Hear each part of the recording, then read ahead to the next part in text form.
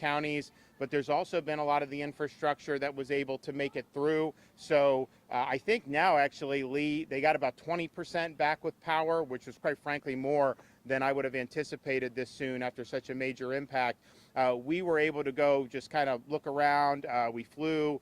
We did a press conference. We met with some people that had lost homes and businesses, and people that had been in that community for decades and decades. So it's sad to lose your belongings, anyways, of course. But there's a lot of history in that part of the state and many parts of our state. So you see that it's hard to just replace that. So there's going to be things that need to do infrastructure-wise, bridges, some of the other stuff down there. But I was pleasantly surprised to see 48 hours after a massive impact, I saw Publix's reopening. I saw Wawa's opening. I saw all this happening in Lee County. And so the quicker that the broader population can get back to normal, that's going to make it easier to help those who have been displaced. We also toured over in Central Florida with the Seminole County Sheriff's Office, some of the flooding there. And I can tell you what we saw in Central Florida was more standing water than what we saw in Southwest Florida, where the big storm surge came in. It's just because of the way they have the Caloosahatchee, the inlets. I mean, the sand. For whatever reason, that really dissipated over the last 24 to 36 hours. You go in places in Central Florida, there's a lot of standing water. Some of these places, had water still up a couple feet on some of the homes. They're bracing for more impacts as you see some things with the St. John's and other things that happen. So we knew there would be flooding, but to have more standing water 200 plus miles away than that is saying something. And then we've seen the impacts in this community up here in Northeast Florida before. We are going to be asking, Kevin's going to be working with FEMA about potentially expanding individual assistance eligibility beyond the counties that have already been added. So right now it's Southwest Florida into Central Florida. It stops before you get up into St. John's. I don't think Flagler or Volusia are in it either. So you look, Flagler, Volusia, they've had some big impacts too. So that's something that we're going to be working with them on. We think that will be something that will be helpful for the residents of this area. Fuel, by and large, has done really well, even with the ports having to shut down because of the storm.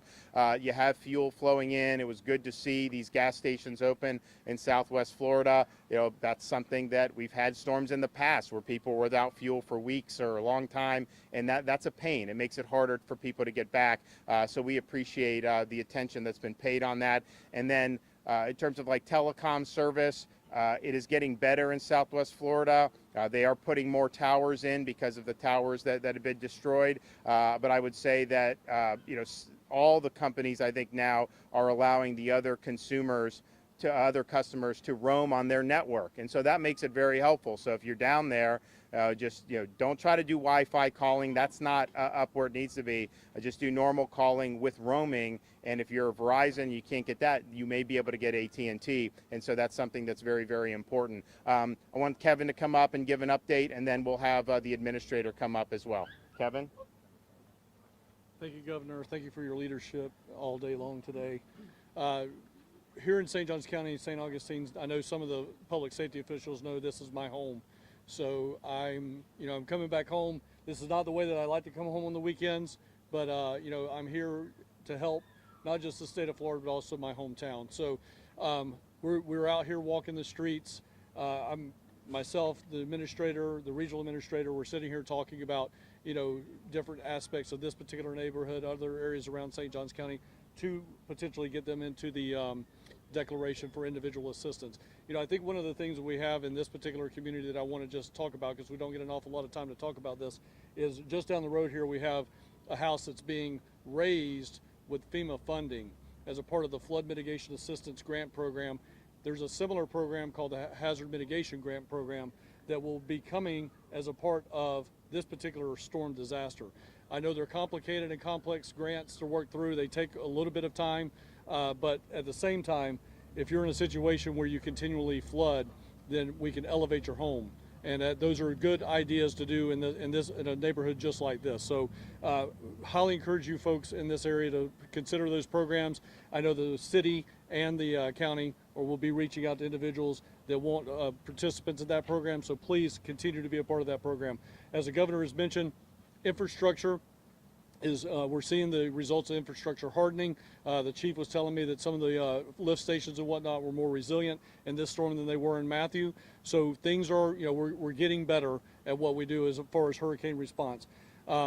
If there's things that you need, please make sure you reach out to your local emergency management agency, reach out to the fire chief, the police chief here, make sure that we know about them, get those things rolled up to us. We're going to be here to continue to support not just St. Johns County and the city of St. Augustine, but all Floridians across the state. So, Governor, appreciate your leadership on this. Thank you. Okay, and joining us from FEMA is our administrator, Deanne Criswell.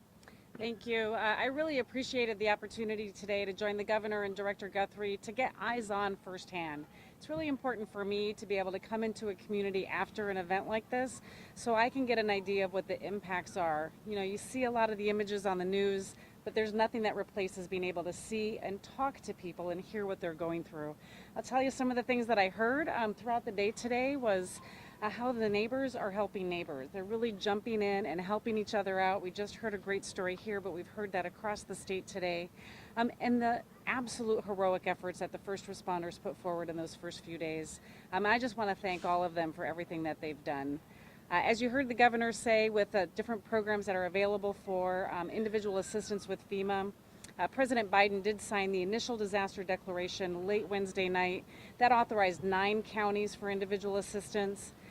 Thursday, early afternoon, I believe, we added 4 more counties. We are continuing to do assessments. One of the reasons that I am here with the governor today is to get eyes on, to see the damages. So we will continue to add more counties as we understand what the impacts the communities across Florida have experienced as a result of this storm.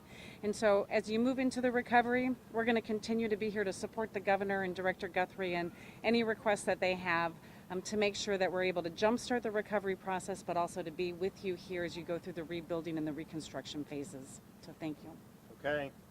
All right. Any questions for anybody? Yeah, Governor, I know it's very early to tell, but is there an idea how much is the cost so far that we've seen in Florida or in St. Augustine? No, I think that's going to take some time. I mean, I can tell you in our preparations, with everything we did to prepare from the state, it was hundreds of millions of dollars.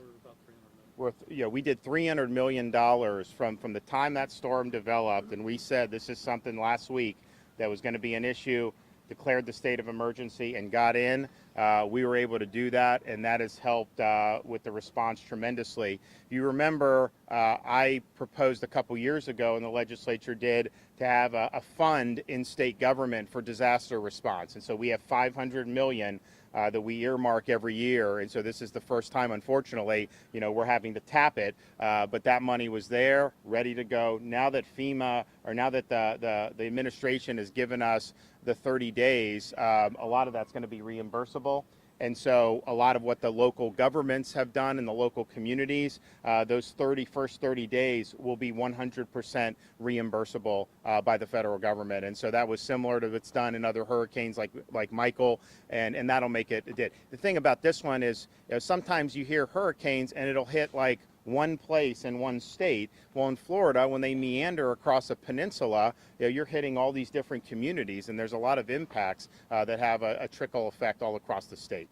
Governor, as you're moving around the state touring the damage, are there any locations that rescue crews still can't get to, and what kind of challenges are they facing to get into? Would you say there's not any that they can't, or I mean? Right. It's complicated getting into Sanibel and Mars Beach, but we are starting an airlift bridge, an air bridge, and a barge bridge. So right now, so for those of you not familiar with Southwest Florida, Sanibel Island and Captiva are connected to the mainland by a bridge, a causeway. That causeway was severed by the storm in a couple different places. So the only way to access that is either by sea or by air. And so what happened from the wee hours of the morning when the storm passed was bringing in Black Hawk helicopters, Chinook helicopters, finding people that wanted